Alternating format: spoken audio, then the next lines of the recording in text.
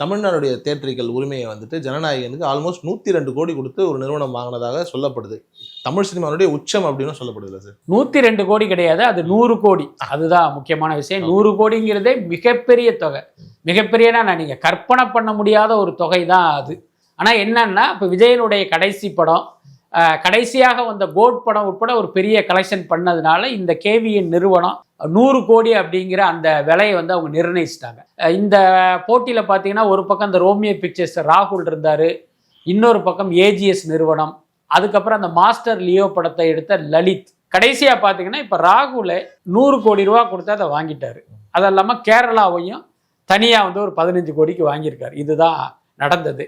இப்போ எல்லாருக்கும் உள்ள கேள்வி என்னன்னா, இத்தனை பேர் போட்டிட்டு ஏன் ராகுலுக்கு கொடுத்தாங்க? ராகுல் வந்து பார்த்தீங்கன்னா ரெட் ஜெயண்ட் அவருக்கு பேக்கிங் இருக்கிறதா ஒரு தகவல் இருக்கு. விஜயே வந்து ராகுலுக்கு கொடுக்காதீங்க, அவர் ரெட் ஜெயண்ட் ஆளு, நம்ம படத்தை வாங்கிட்டு காலி பண்ணிட்டா என்ன பண்றதுன்னு சொன்னதாகலாம் ஒரு செவிவெளி செய்திகள் இருக்கு. பட் அதையும் தாண்டி ராகுலுக்கு எப்படி இந்த படம் போச்சு அப்படின்னா, தமிழ்நாடு தியேட்டர்களை பொறுத்த வரைக்கும் ராகுலுடைய பேனரில் அது வந்தாலும் அதனுடைய சைலண்ட் பார்ட்னரா விஜயனுடைய மேனேஜர் ஜெகதீஷும் இருக்கு. ஸோ அந்த அடிப்படையில் தான் கேவிஎன் வந்து அவருக்கு கொடுத்ததா ஒரு தகவல் இருக்கு. பட் அதே நேரம் டீலுங்கிறது முடிஞ்சிருச்சு, ஆனால் இன்னும் அந்த பணம் இன்னும் கைமாறலைங்கிற மாதிரி தான் எனக்கு தகவல் கிடைக்கும்.